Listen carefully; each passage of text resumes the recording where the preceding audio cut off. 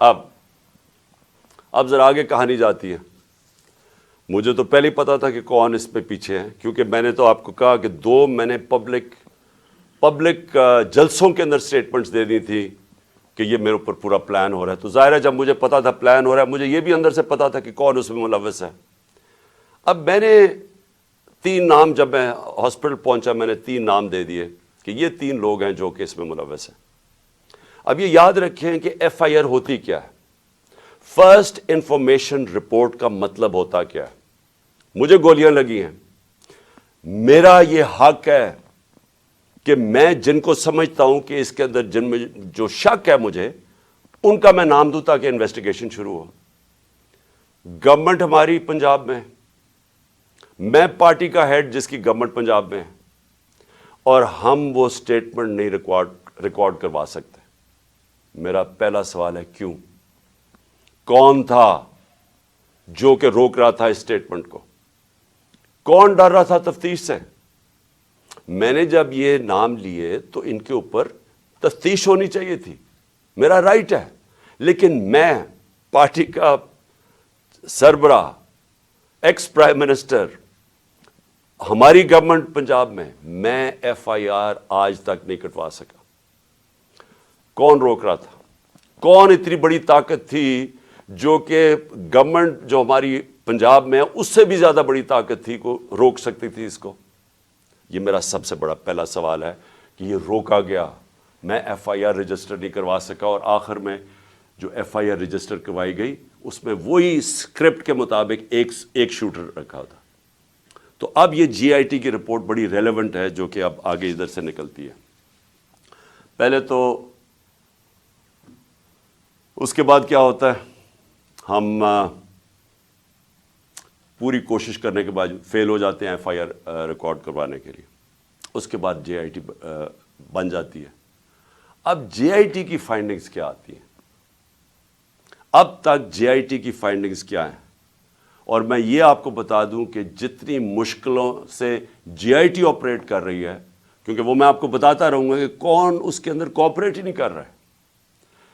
جب جے I T نے D P او کو کہا کہ آپ کا ہمیں موبائل فون کی ضرورت ہے، ہمارے نیچے پنجاب گورنمنٹ کے نیچے ڈی پی او منع کر دیتا ہے. ڈی پی او واضح کہہ دیتا ہے کہ میں نہیں آپ سے کوآپریٹ کرتا، آتا بھی نہیں ہے. اب ہمارے ہوتے ہوئے ہمارا ڈی پی او گجرات، اس کو اب عدالت کے ذریعے بلایا جائے گا جے آئی ٹی کے اندر. پھر کیا ہوتا ہے، وہ جو شام کو جب ایک دفعہ ڈی پی او اس کی سٹیٹمنٹ ریکارڈ کر دیتا ہے، 8 گھنٹے کے لیے اس کو نوید کو سی ٹی ڈی اٹھا لیتی ہے. سی ٹی ڈی پھر ایک اور ویڈیو ریلیز کرتی ہے رات کے 12 بجے. اور سی ٹی ڈی کا کیا کام تھا اس ویڈیو کو ریلیز کرنا؟ پھر ایک اور چیز ہے کہ سی ٹی ڈی جب وہ ویڈیو ریلیز کرتی ہے، جو اس کی بیک گراؤنڈ ہے وہ چینج کر دیتی ہے بعد میں. پھر سی ٹی ڈی کے جو اس آدمی کو جو ملوث تھا اس کو جب بلایا جاتا ہے جے آئی ٹی میں، وہ بھی منع کر دیتا ہے کہ میں نہیں آتا. پھر سے پنجاب گورنمنٹ کے نیچے ہے وہ منع کر دیتا ہے کہ میں نہیں کوآپریٹ کرتا. یعنی کیا وجہ ہے؟ اب میں سوال سب سے پوچھتا ہوں کہ کیا وجہ ہے کہ یہ ہمارے نیچے آفیسرز، پہلے تو وہ نہیں ہم اپنی ایف آئی آر نہیں رجسٹر کروا سکتے، اور پھر وہ منع کر دیتے ہیں کہ جی ہم نہیں کوآپریٹ کرتے. کیوں نہیں کرتے؟ کون ان کو روک رہا تھا؟ ہمارے سے ظاہر ہے کوئی زیادہ طاقتور فورس تھی جو روک رہا ہے ان کو. اس کے بعد کیا ہوتا ہے؟ اس کے بعد جے آئی ٹی کی فائنڈنگز آتی ہیں. وہ عدالت میں جو آپ فائنڈنگز رکھتے ہیں اس میں کیا چیز سامنے آتی ہے؟ نمبر 1 کہ 3 شوٹر تھے، 2 نہیں تھے، 3 شوٹر تھے. ایک تو وہ نوید جس نے گولیاں ماری، دوسرا ایک اوپر سے جو گولیاں، جو میں کہہ رہا تھا اوپر سے آئیں گولیاں، وہ اب وہاں بھی ان کے جو گولیوں کے جو شیلز ہوتے ہیں وہ وہاں ملے اوپر. 8 غالباً اوپر ملے، 10 نیچے ملے، اور 2 اور نیچے ملے جو اور مختلف بندوق سے چلائے ہوئے تھے. جو گارڈز تھے ہمارے اوپر، ان کی فورینزک جب ٹیسٹ کرایا گیا کسی کی بھی گولی نہیں چلی تھی، کیونکہ جو گارڈ سب سے قریب تھا اس کے تو 6 گولیاں اس کے اندر سے نکلی، تو وہاں تو کسی کے پاس بھی نہیں تھا۔ اور پھر یہ بھی چیز سامنے آ گئی کہ معظم جو تھا، جو معظم شہید ہوا، وہ آپ کوئی بھی اگر آپ کو سوشل میڈیا پہ وہ ویڈیو مل سکتی ہے، اس کا سلو موشن دیکھ لیں۔ وہ معظم جب جاتا ہے اس کے پیچھے، تو جیسے ہی اس کے سامنے آتا ہے نوید کے، اس کو گولی لگتی ہے۔ وہ گولی نہ آگے سے لگتی ہے نہ کنٹینر سے لگتی ہے، وہ گولی کہیں دور سے آ کے لگتی ہے اس کے اس طرف، اور وہ نوید کے لیے وہ گولی تھی۔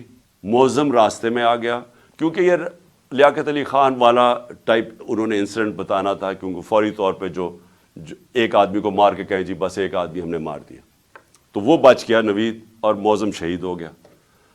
اچھا، اب نہ وہ کوآپریٹ کر رہے ہیں، نہ ہمارے جو ہم چاہ رہے تھے کہ اس وقت تو ایکس پرائم منسٹر پہ ہوا ہے، ساری گورنمنٹ کوآپریٹ کرے گی۔ ہمیں تبھی پتہ چل گیا جب میں ایف آئی آر رجسٹر نہیں کروا سکا کہ کوئی کوآپریشن نہیں ملے گی۔ پھر ایک اور ہے جو اس کا موبائل فون ہے، جے آئی ٹی نے اس کے موبائل فون کے اوپر فورینزک کرانے کے لیے اس ادارے کو دیا جو فیڈرل گورنمنٹ کے نیچے ہے، کہ بتائیں جناب کہ اس کو کالز کدھر کدھر سے آئی ہیں۔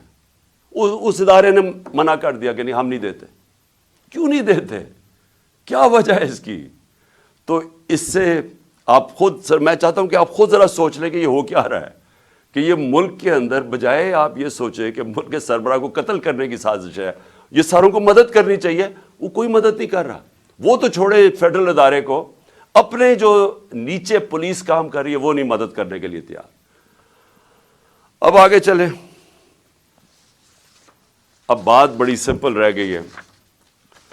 میرا یہ سوال یہ ہے کہ کون کون لوگ اس کے اندر ملوث ہو سکتے ہیں؟ مجھے پتہ ہے کون ہے وہ، میں صرف اب سوال چھوڑنے لگا ہوں سب کے لیے، اپنی قوم کے لیے، کہ یہ جب یہ جو ہوا اس کے اندر، میں چاہتا ہوں کہ قوم خود سوچ لے کہ اگر یہ ملک کے ایکس پرائم منسٹر سے ہو سکتا ہے تو باقی قوم کے اندر لوگوں کی کیا حیثیت رہ گئی۔ یعنی جب ہم قانون کی حکمرانی کی بات کرتے ہیں تو اس کا مطلب یہ ہوتا ہے کمزور اور طاقتور ایک ہی قانون سب کے لیے۔ تو یہاں تو اب واضح ہو جانا چاہیے کہ اگر ایکس پرائم منسٹر اور سب سے بڑی پارٹی کے سربراہ اگر اس سے زیادہ طاقتور لوگ ہیں تو وہ بھی نہیں انصاف لے سکتا۔ جو زیادہ طاقتور ہیں ان کا رول چلتا ہے، جنگل کا قانون ہے پاکستان میں۔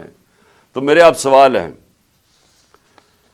میں سب سے پہلے پھر شروع کرتا ہوں، ویڈیو کس نے بنائی جس میں یہ بتایا کہ چن چن کے چیزیں جمع